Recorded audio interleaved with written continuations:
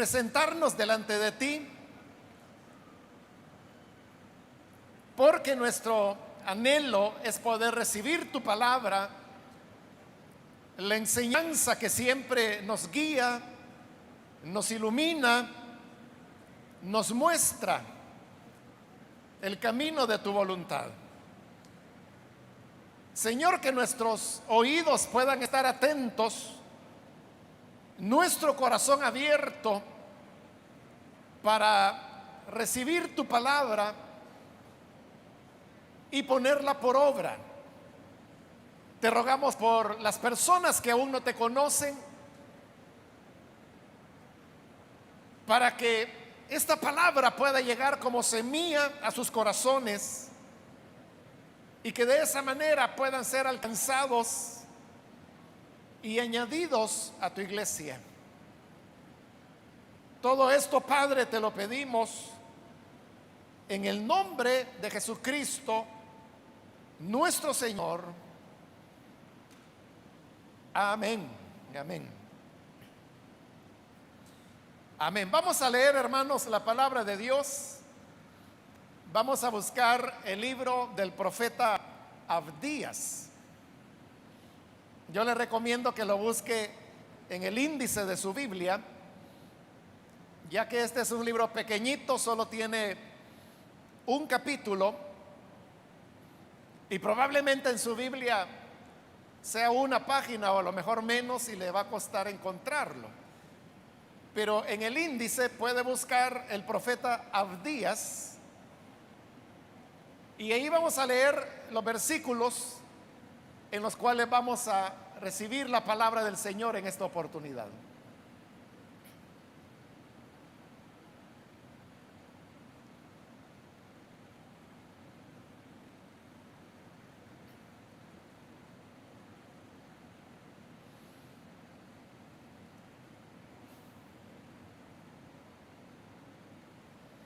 Bien, vamos a leer, hermanos, la palabra de Dios en el libro del profeta Abdías, el versículo número 10 en adelante.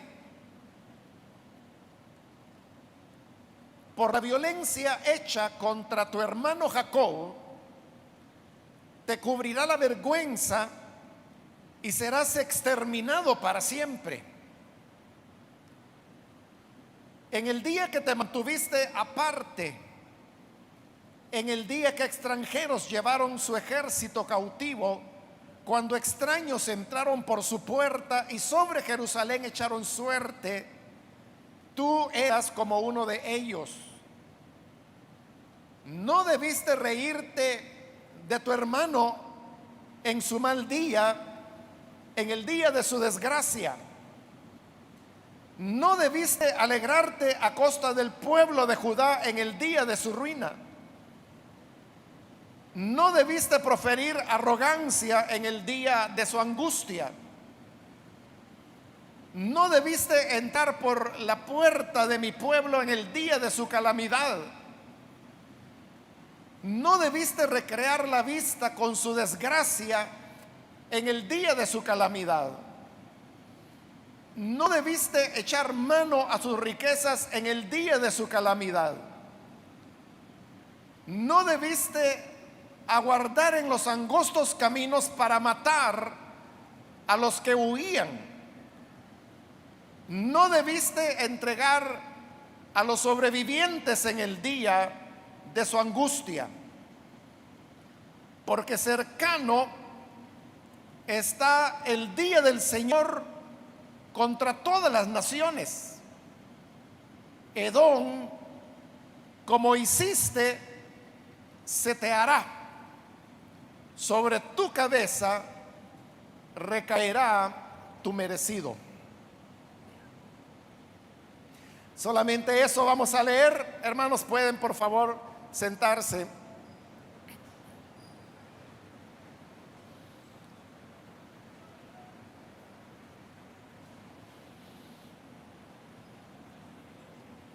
Hermanos, de seguro usted es un lector o lectora de la palabra de Dios y sabrá que Abraham tuvo un hijo que se llamó Isaac.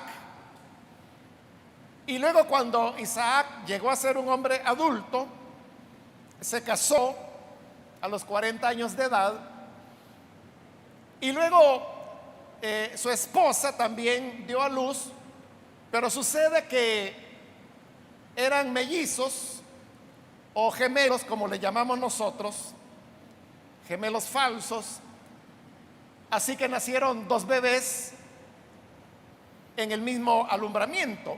Uno de ellos era Esaú, que realmente fue el que nació primero y por lo tanto era el primogénito. Y luego nació Jacob, su hermano. Estos niños crecieron, se convirtieron en hombres, y entre ellos había rivalidad, porque sucede que Esaú era el favorito de su padre y Jacob era el favorito de su madre.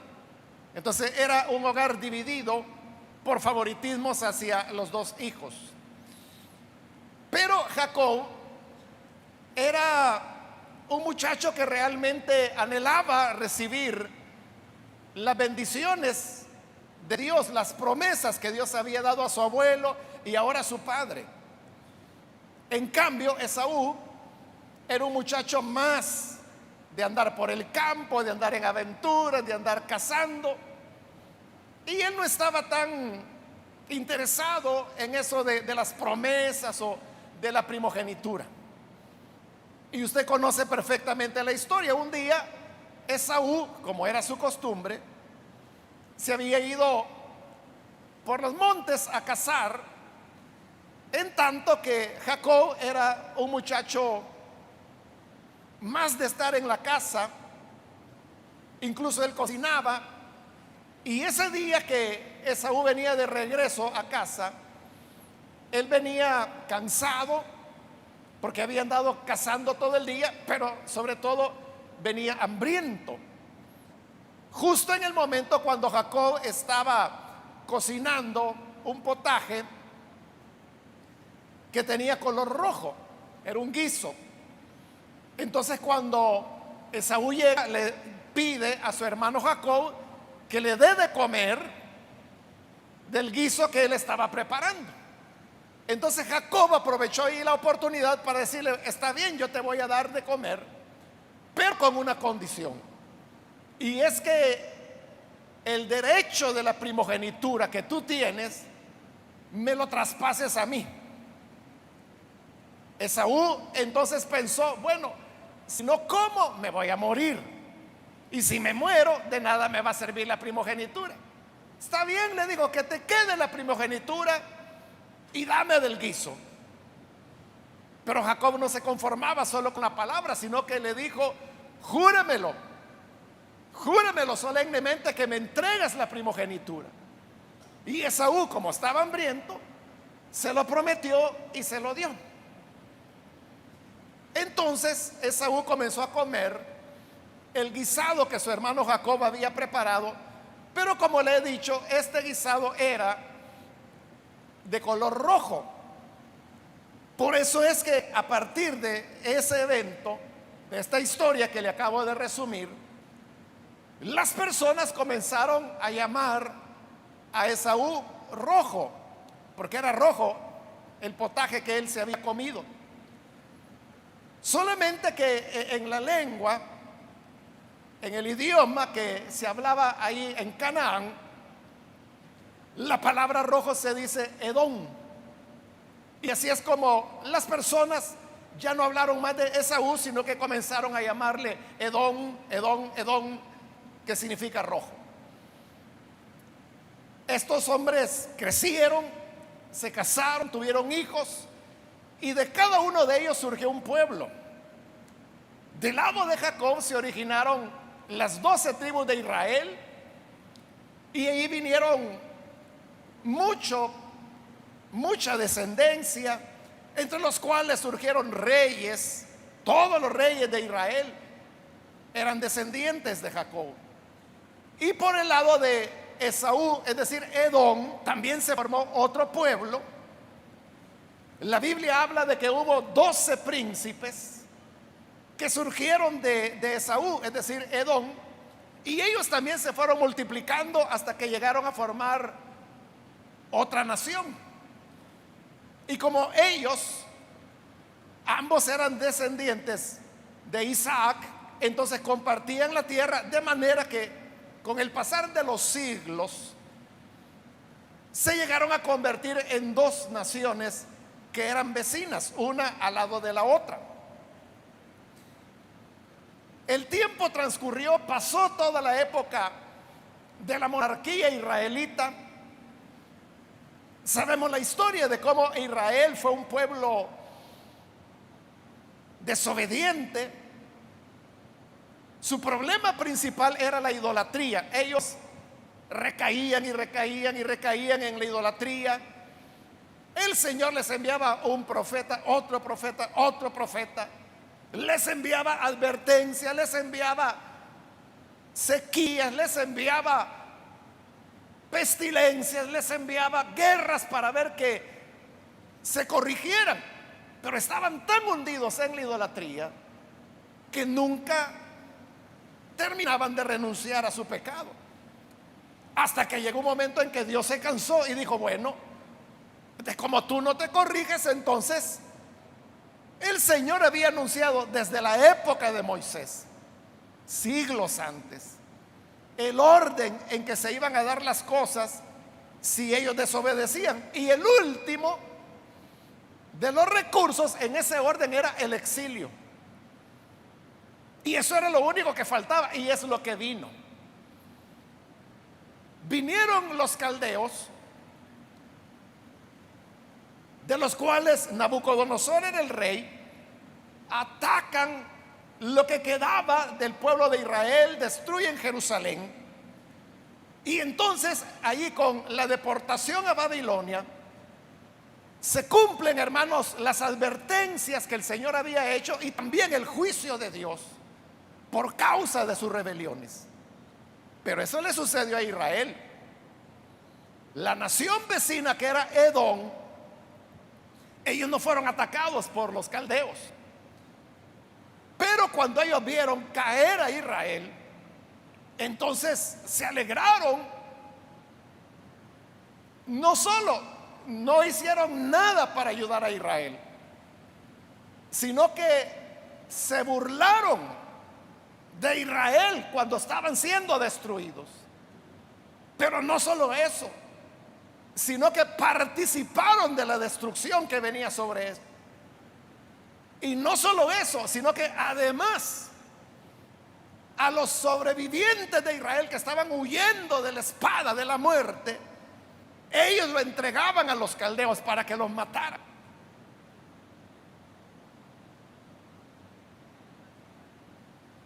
Este Edom, esta nación de Edom que hizo todo esto durante la deportación de Israel, no olvidemos, hermanos, que eran hermanos.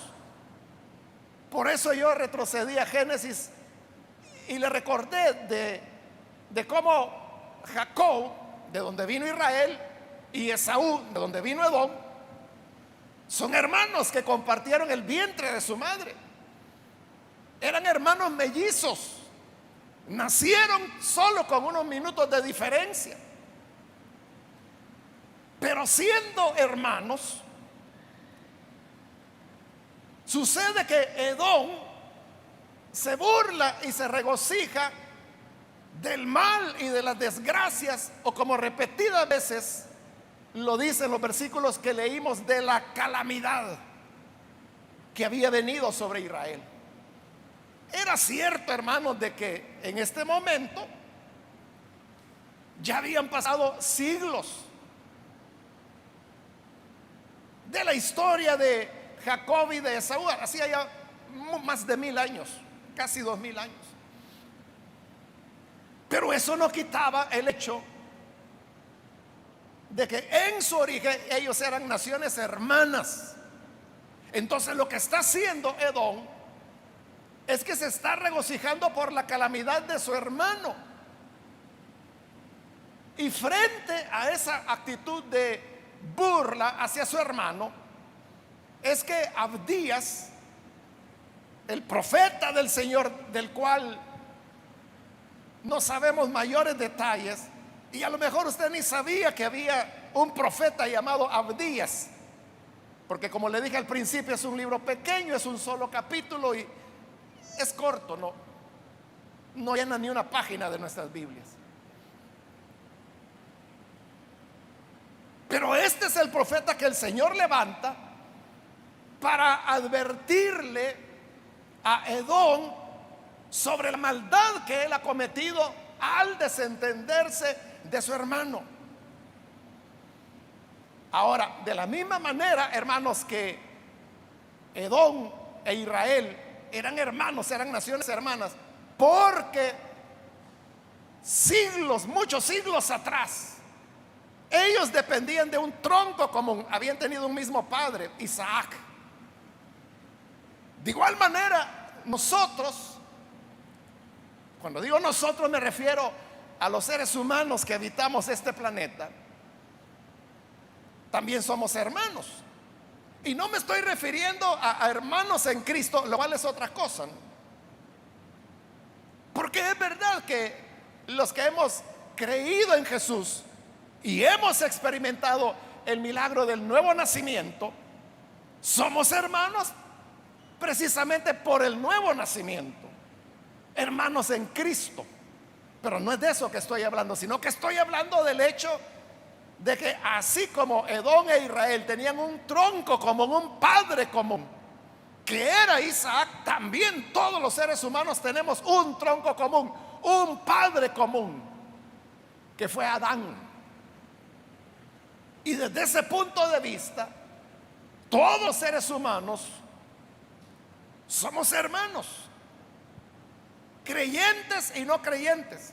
El creyente es doble hermano, por ser hijo de Adán, que también es nuestro padre, pero también hijo de Dios, que también es nuestro padre.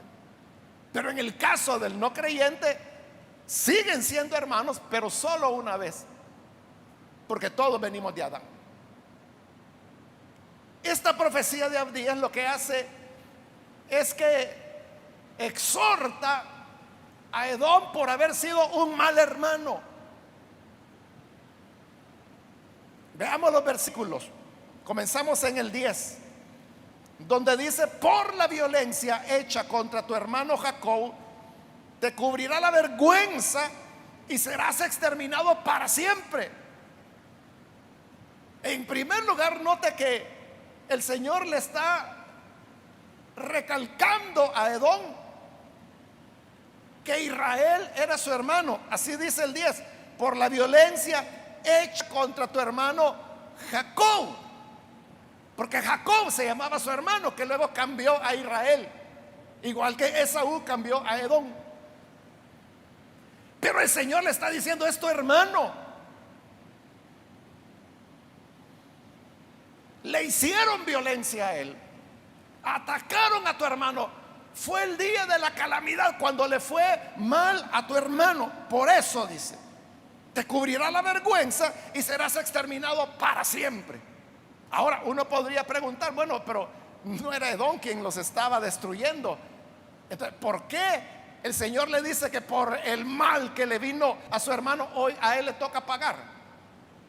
Es que no es que le toque pagar por el mal que le vino a su hermano, sino que es por la actitud de mal hermano que tomó frente al mal que le vino a Jacob, es decir, a Israel. Esto significa, hermanos, de que Dios está muy atento a cuál es nuestra reacción ante las calamidades que vienen a otras personas. Y esas otras personas pueden ser cualquiera. Porque repito, todo ser humano que vive sobre este planeta y que ha vivido y que vivirá, somos hermanos por ser todos descendientes de Adán. Entonces el punto es que Dios está pendiente, atento a cómo nosotros reaccionamos frente a las calamidades que vienen a nuestros hermanos. Ve el versículo 11. En el día que te mantuviste aparte, en el día que extranjeros llevaron su ejército cautivo, es decir, el ejército de Israel, Cuando extraños entraron por su puerta y sobre Jerusalén echaron suerte, tú eras como uno de ellos. Llegó el momento, hermanos, de la destrucción para Israel y para Jerusalén. Era el día de la calamidad anunciado y advertido tantas veces por los profetas. Pero cuando el desastre vino sobre Israel, ¿qué hizo Edom? Ahí lo está diciendo el versículo 11. Te mantuviste aparte, como diciendo, bueno, ¿y yo qué tengo que ver con eso? Que vienen los caldeos y que están atacando a Israel. Si ese no es mi país, ¿yo qué tengo que ver con eso? Pero el Señor le dice, eras tu hermano. Es tu hermano. Es decir, que lo que Edom hizo acá, hermanos, fue desentenderse, porque dice que se mantuvo aparte. Él dijo, no, yo mejor no me meto, no vaya a ser que me metan mi pedrada por andar metiéndome donde no debo. Eso es muy cómodo para el ser humano, ¿verdad? Que están maltratando al otro y uno no hace nada. Uno no se mueve, no ayuda, sino que, como dice claramente en el versículo 11, uno lo que es que se mantiene aparte. Dice, no, hay que vean cómo salen. Es asunto de ellos. Y Dios dice, ¿cómo que es asunto de ellos? Que no es tu hermano.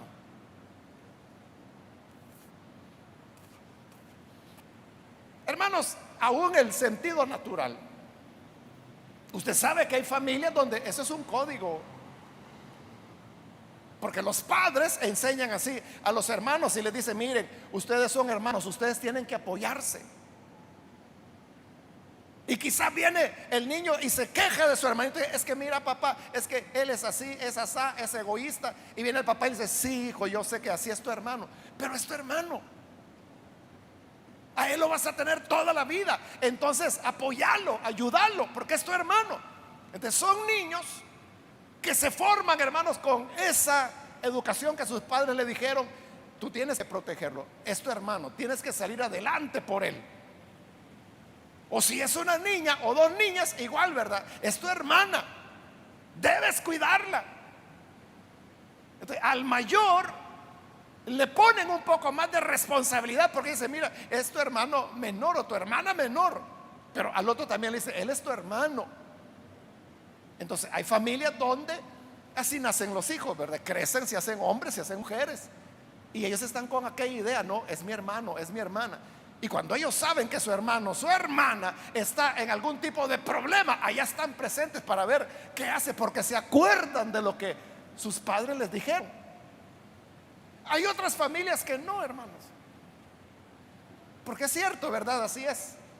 Hay familias donde son tan distantes que por allá, hermanos, le pasó una desgracia al fulano y su familia ni se entera.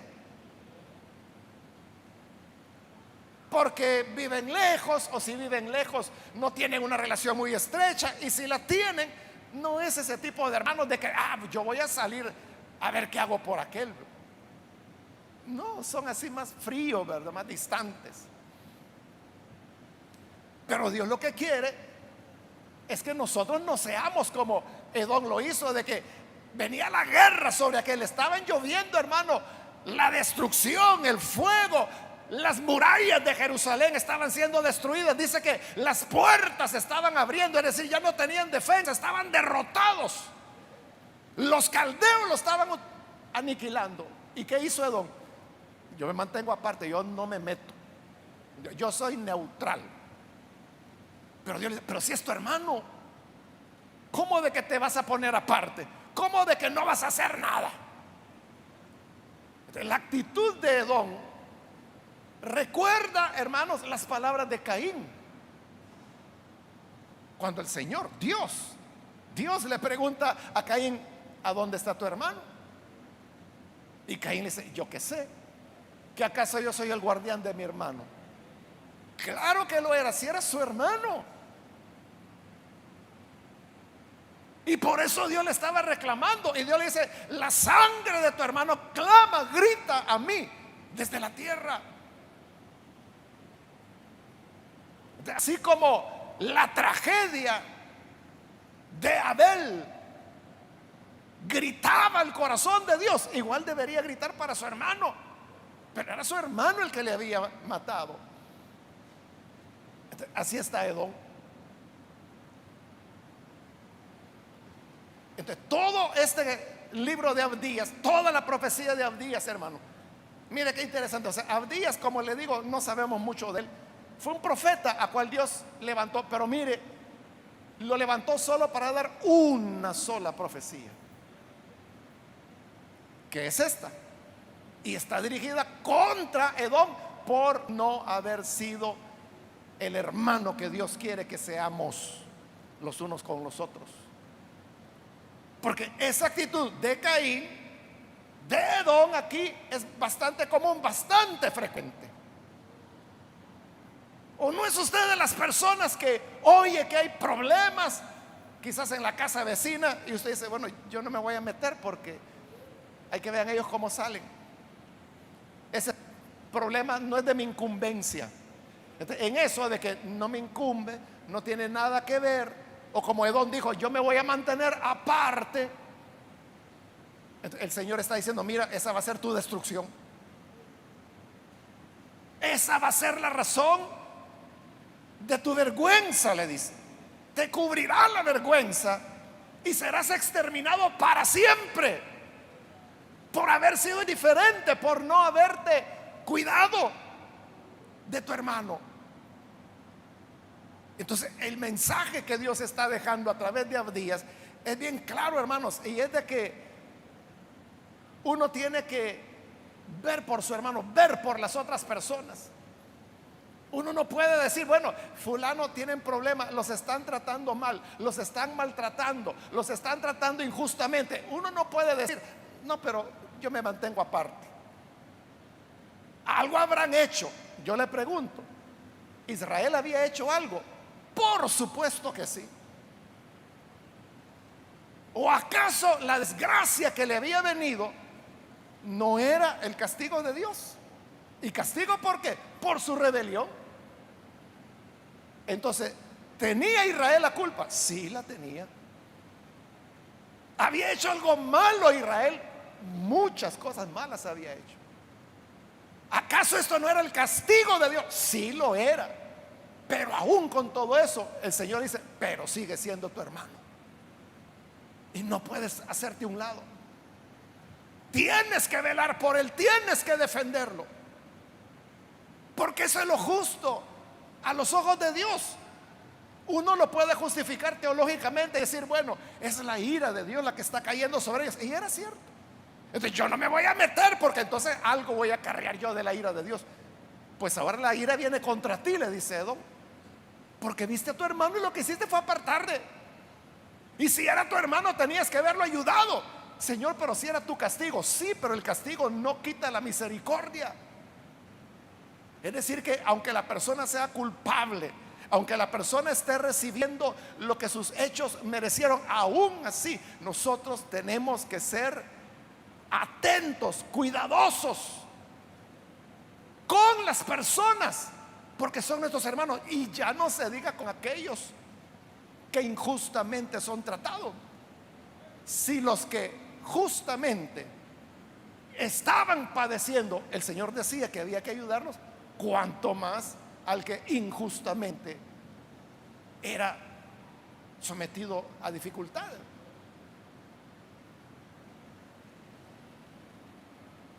En el versículo 12, aquí va a comenzar, hermanos, una lista de 8 no debiste. Porque 8 veces el Señor le dice, por ejemplo en el 12, no debiste reírte de tu hermano. Luego dice siempre en el 12, no debiste alegrarte a costa del pueblo. Siempre en el 12, no debiste proferir arrogancia. Y así va, son 8 no debiste. Es decir, lo que no debió hacer Edom y que sí lo hizo. Entonces, ahí está retratado, hermanos, cuál es la actitud, qué es lo que Dios espera de nosotros ante las calamidades que vienen a los demás. Dice el primer no debiste en el versículo 12, no debiste reírte de tu hermano en su mal día, en el día de su desgracia. O O sea, eso es lo primero, ¿verdad?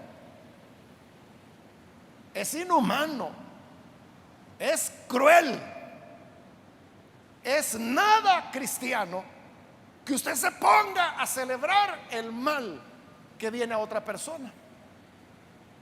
Eso fue lo que Edom hizo. Y por eso el Señor le está diciendo: no debiste reírte de tu hermano en su mal día. Porque como le digo, quizá, hermanos, las personas están cosechando lo que ellos mismos sembraron. Pero eso uno debe verlo con temor. No debemos ponernos a celebrar de que le vino el mal a aquel fulano, y mucho menos si es nuestro hermano. Sino que más bien eso nos debería hacer sentir temor. Porque si vemos que una persona está cosechando el mal que sembró, entonces significa que bien nos puede pasar a nosotros. Puede ser que el día de mañana somos nosotros los que vamos a cosechar el mal que hicimos. Porque ¿quién es? Como Jesús preguntó, el que está libre de pecado.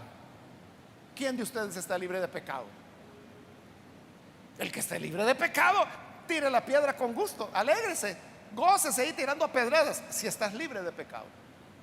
Pero como no es así, ahora usted puede decir: no, pero yo no soy tan malo como los otros. Entonces, si no eres tan malo, ¿por qué no muestras una bondad y una compasión que los malos a veces la tienen, y tú que te dices cristiano no la tienes? Entonces el Señor dice: no debiste alegrarte.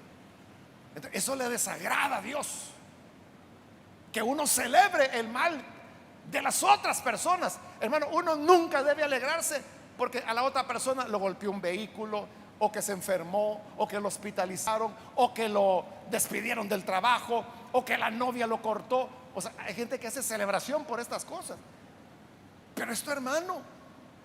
Y usted puede decir: pero me cae mal, pero es tu hermano. Y usted puede decir: pero hombre, pero si yo ni siquiera lo conozco. Edom podía decir lo mismo: yo no conozco a los israelitas, pero su tronco común los hacía hermanos. Usted puede decir: bueno, ¿y a mí qué me importa lo que le ocurra a los ucranianos? Son tus hermanos, son tus hermanas, porque pertenecen a la raza humana, son hijos de Adán igual que tú. Yo no creo que usted sea de las personas que celebran, ¿verdad?, que le llegó la guerra, que los mataron, que a las niñas las violaron. Quiero pensar que usted no es de esa clase de gente, pero puede ser que a otras personas que sí tenemos más cerca y que quizás usted conoce, usted dice: bueno, ya era tiempo que le dieran su merecido a esa fulana, ya era tiempo que le callaran la boca a ese mengano.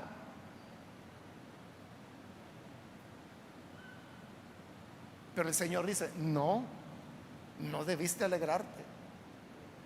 No debiste alegrarte por el mal día que vino a tu hermano. No debes alegrarte por el día de su desgracia. Luego viene el siguiente: no debiste alegrarte a costa del pueblo de Judá en el día de su ruina. Porque hay quienes se alegran del mal ajeno, hermano, pero aunque sea su enemigo. Bueno, para que no tengamos que imaginar, ahí tiene usted un ejemplo de la Biblia: David. ¿Quién era el enemigo a muerte, pero a muerte de verdad, de David? Saúl. O sea, Saúl había tratado de matarlo múltiples veces, él personalmente en 2 ocasiones. Si no es por la habilidad de David, Saúl lo mata. Pero ¿qué sucede el día cuando Saúl muere en batalla? ¿Qué hizo David? ¡Aleluya! Me libró el Señor de mis enemigos. Ese es mi Dios. Vaya, pues tengan cuidado, porque miren lo que les pasa a los que no me quieren. Eso hizo David. Todo lo contrario, ¿no? Él ordenó que se diera duelo, y él fue el primero en llorar, en lamentar. Como él era compositor de cantos, compuso el canto de lamento por la muerte de Saúl. Y en ese canto lo que él hacía era exaltarlo como un hombre valiente, como un hombre fuerte, como un hombre valeroso que no había tenido temor a nada, y ahora él lloraba que lo habían matado. Y uno podría preguntar, bueno, ¿y qué no era el que te hubiera matado a ti sin tocarse el hígado? Sí, pero era su hermano, por ser hijo de Adán, ambos, ¿verdad? Entonces, eso es lo que Dios está diciendo acá. No debiste alegrarte a costa del pueblo de Judá en el día de su ruina. Como le digo, aunque sea el peor enemigo declarado, o sea, porque nosotros no tenemos enemigos, no debemos tenerlos, pero hay gente que se declara nuestros amigos. Entonces, aunque sea el peor de sus enemigos declarados, cuando viene el mal para ellos, nosotros lo que tenemos que tener es compasión, temor, y pensar, hermanos, en la manera de cómo puedo ayudarlo, cómo puedo librarlo del mal que le ha sobrevenido. Luego el 12, el siguiente: no debiste proferir arrogancia en el día de su angustia, porque cuando el otro, hermano, cuando el otro le viene el mal, le va mal porque es el día de su ruina, ahí es fácil volverse arrogante. Dice, vaya, pues ya ven, para que miren la diferencia entre los hijos de Dios y un rebelde. Vaya, pues para que mire cómo es mi Dios. Vaya, pues dejen de andar molestando, porque miren aquel fulano que no me quería, miren cómo está ahora. Y el Señor dice, no debiste ser arrogante con la ruina que vino sobre tu hermano. Es tu hermano. Entonces, al contrario, lo que debe haber es sensibilidad. Y como le digo, temor, porque hoy fue él, mañana puede ser tú. Aquel que se ríe del mal ajeno, ese mal le va a venir. Ya vamos a llegar donde Dios dice eso. Pero dice el versículo 13, el siguiente: no debiste entrar por la puerta de mi pueblo en el día de la calamidad. O sea, aquí ya no es solo burlarse o ser arrogante por lo que le pasó al otro. Aquí ya es aprovecharse de la desgracia del otro. Porque como las puertas de Jerusalén, que era la protección de la ciudad, ya habían sido derribadas, al quedar abiertas, hermano, los ejércitos enemigos entraban. Hermano, allí entró Edom para ver qué recogía, para ver qué se robaba, para ver qué se llevaba. Eso, hermanos, es como el dicho popular, que usted lo sabe de memoria, cuando la gente dice que todos hacen leña del árbol caído. O sea, cuando el árbol está en pie, nadie lo quiere cortar por todo el trabajo que significa. Pero ya caído, ya, hermanos, en la tierra, todos quieren hacer leña de él. Es lo que Edom hizo. Ya derrotado Israel, yo voy a ver qué me llevo. Hay gente que es así. Hay gente que saben que la vecina, cargando a su bebé de brazos, apenas salió ayer, porque va a probar aventura, a ver si logra salir del país. Y ya está la gente ahí, mire, y me puede regalar la ropa de su hermana. O sea, ni se sabe si la mujer va a llegar, aunque sea a Guatemala, o si va a regresar, y ya están pidiendo. Y los zapatos no me los puede dar. Mire, y aquella sombrilla tan bonita que tenía, o sea, ya sacando, hermano, leña del árbol caído, aprovechándose, cuando lo que debería haber es pena, es preocupación. ¿Cómo? Y lleva el niño. ¿Y cómo es eso? Y va sola. Entonces, comprende lo que Dios está reclamándole a Edom, y a través de este profeta a nosotros, es cómo es nuestra actuación ante las personas a nuestro alrededor que sufren, que lamentan situaciones, que están pasando problemas difíciles de todo tipo. Siempre en el 13 viene el siguiente: no debiste recrear la vista con su desgracia el día de su calamidad, porque que Jerusalén estaba siendo destruida. Los guerreros estaban siendo atravesados con la espada.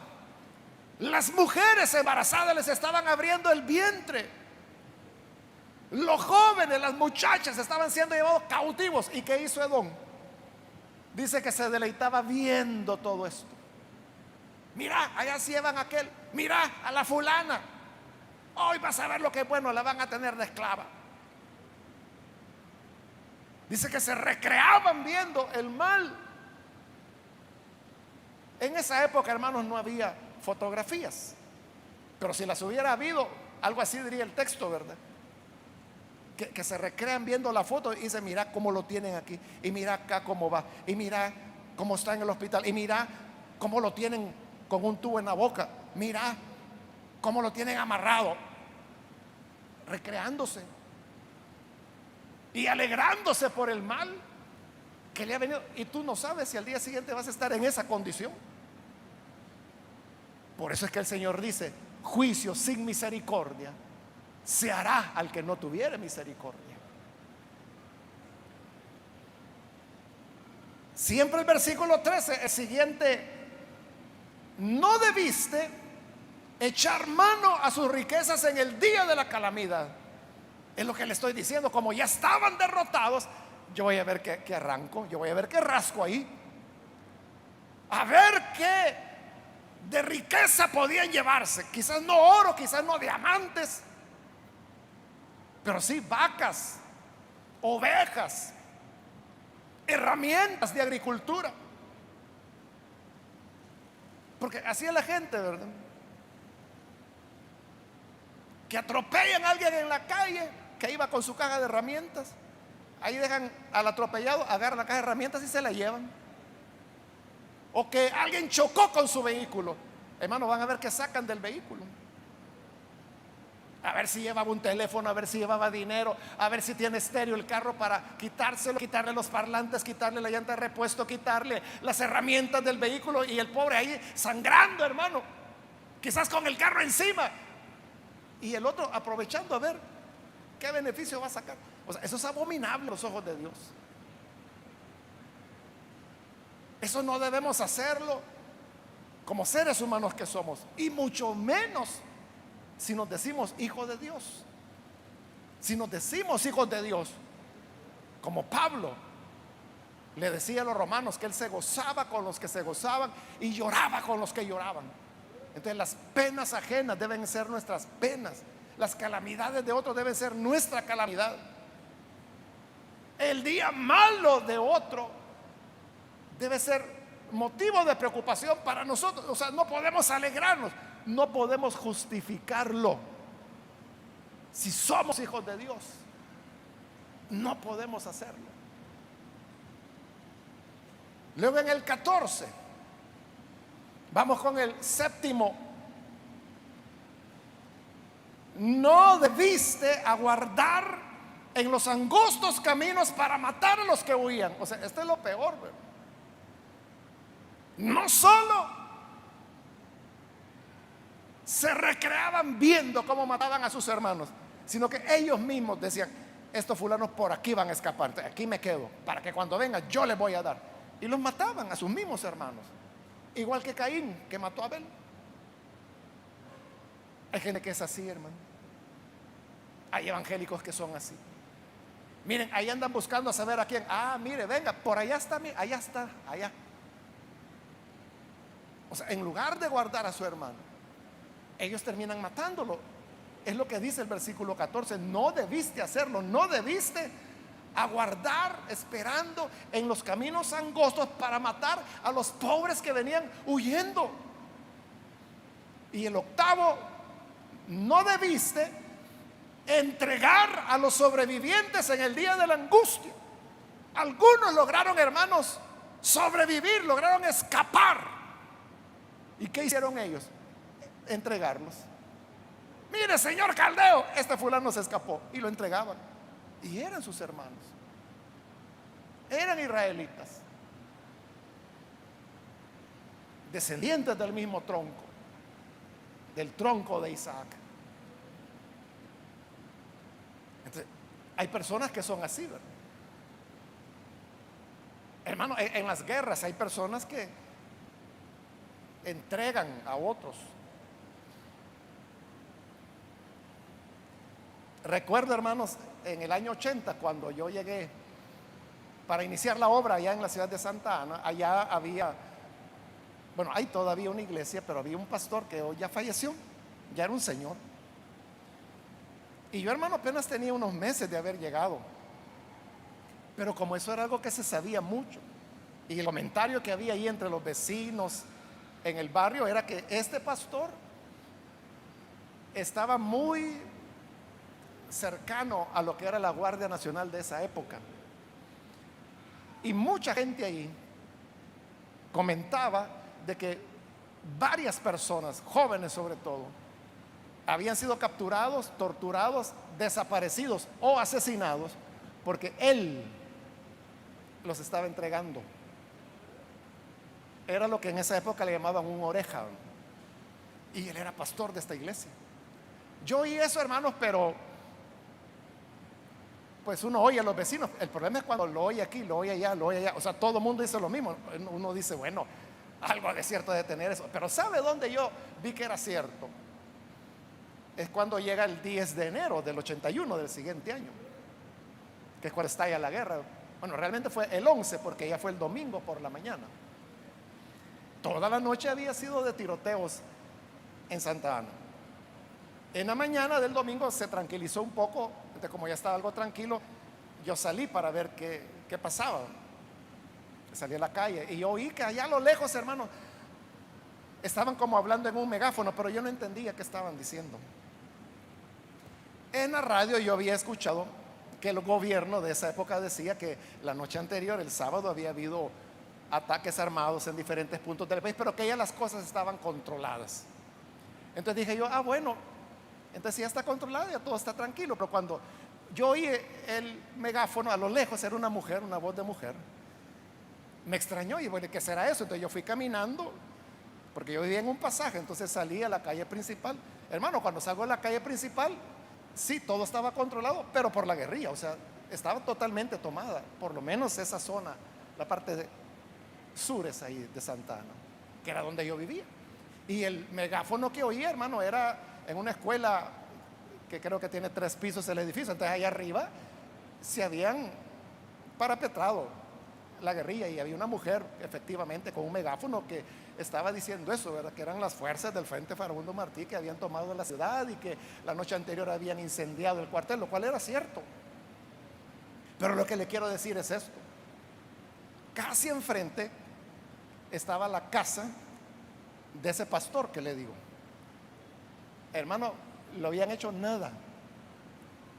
Él escapó, o sea, él no. Yo creo que empezó a ir los primeros tiros y él se fue.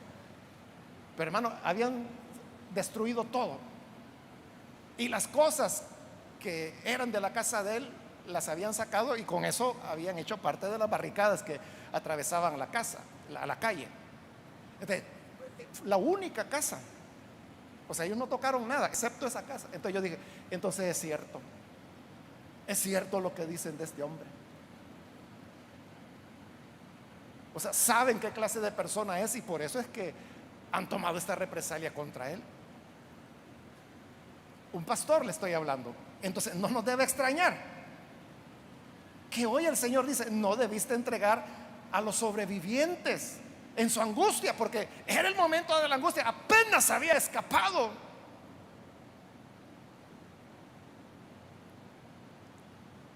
Claro, usted puede decir, pero ¿y cómo yo voy a andar protegiendo a alguien? Yo no sé en qué anda, a mí me puede ir mal. Es cierto, el riesgo existe, pero el Señor dice, es tu hermano, no debes abandonarlo en su angustia, no debes entregar al que ha logrado sobrevivir. Y termino ya, hermanos, con el 15, donde dice el Señor, porque cercano está el día del Señor contra las naciones, contra todas las naciones. Bueno, hoy fue contra Israel, ahora dice el Señor, hoy voy con todas las naciones. Edom, como hiciste, se te hará. Sobre tu cabeza recaerá tu merecido. Ahí está. Como hiciste, se te hará. Te burlaste, se van a burlar de ti cuando te ocurra lo mismo. No te importó, te hiciste aparte para no ayudar a tu hermano, también se van a apartar para dejarte solo a ti. Todo lo que hiciste recaerá sobre tu cabeza. Como hiciste, se te hará. Por eso, hermanos, nosotros debemos mostrar compasión con el hermano caído, porque a veces los hermanos fallan, caen en pecado, y algunos ya ni los saludan, ya no les pueden decir Dios les bendiga, sino que dicen buenos días, buenas tardes, si acaso, ¿verdad? Si no, no le hablan. O sea, pero y tú estás libre de pecado. Quizás aquel está caído en desgracia porque lo descubrieron, a ti todavía no te descubren. O puede ser que andes en integridad y no hayas hecho nada, pero ¿qué te garantiza que mañana no seas tú el que falle? Entonces tú vas a querer que alguien te extienda la mano, que alguien te anime y que te diga sigamos adelante, hermano, no se quede, es que me da vergüenza ir a la iglesia. No, no tenga pena, vamos, yo voy a ir con usted, le voy a acompañar, adelante. Eso es lo que usted va a desear. Pero si usted no lo hizo, si usted se apartó del hermano, lo que hiciste se te hará, dice el Señor. O sea, Dios es justo, hermano. Dios no le va a dar más que lo que usted hizo. Lo hiciste, entonces hoy recíbelo. Tú preparaste esa cucharada, hoy tómatela tú. Que Dios nos ayude, hermanos, a ser compasivos, misericordiosos con todos, con el malo, con el enemigo, con el que la merece, con el que no la merece, con el que pecó, el que falló, con el que robó, lo que sea. Pero el que hace misericordia recibirá la misericordia que haya hecho. Amén. Que Dios nos ayude, hermanos. Vamos a cerrar nuestros ojos y vamos a orar, pero antes de hacer la oración yo quiero invitar a las personas que todavía no han recibido al Señor Jesús como su Salvador. Yo quiero invitarle para que usted no deje pasar este momento y pueda recibir la salvación que Jesús da. Si necesita recibir al Señor allí donde se encuentra, póngase en pie. Póngase en pie en señal de que usted desea entregar su vida al Señor y comenzar a vivir como hermano de la humanidad. Muy bien, aquí hay una persona, que Dios la bendiga. Alguien más que necesita entregarse al Señor puede ponerse en pie. Hay alguien más que necesita hacerlo. Póngase en pie en el lugar donde se encuentra. Hágalo en este momento, porque yo voy a ser breve en el llamado. Pero si hay alguien más que necesita recibir a Jesús, póngase en pie y vamos a orar por usted. Si está en la parte de arriba, póngase en pie también. Donde quiera se encuentra, hágalo hoy con toda confianza. Queremos orar por usted. También invito, si hay hermanos o hermanas que se apartaron del Señor y necesita reconciliarse, póngase en pie también. Hoy es el momento para hacerlo. ¿Hay alguna persona, hermano, hermana, que necesita reconciliarse con el Señor? Póngase en pie. Venga, acérquese. Vamos a orar. Hoy es el momento. Muy bien, de este lado hay otra persona, que Dios la bendiga. ¿Alguien más? Hago ya la última invitación y vamos a orar. ¿Alguien más que necesita recibir al Señor Jesús o reconciliarse? Póngase en pie, porque esta es ya la última invitación que hice.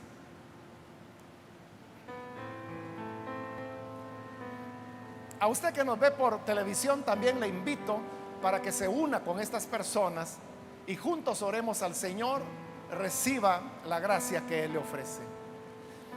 Señor, gracias te damos por tu palabra, porque ella despierta nuestro sano entendimiento para comprender la compasión que tú deseas ver en cada uno de nosotros, de los unos hacia los otros. Señor, mira las personas que están aquí, como aquellos que a través de los medios de comunicación se unen a esta oración. Te rogamos, Padre, transfórmales, cámbiales, perdónales, y que la gracia que ellos reciben hoy sea el modelo para la compasión que todos debemos mostrar hacia nuestros congéneres. Ayúdanos entonces, Señor, a ser compasivos, bondadosos,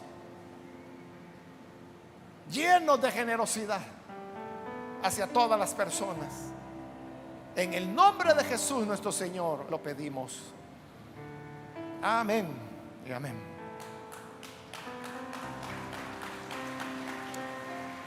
Amén. Qué bueno es el Señor. Que Dios bendiga a las personas que hoy han recibido al Señor.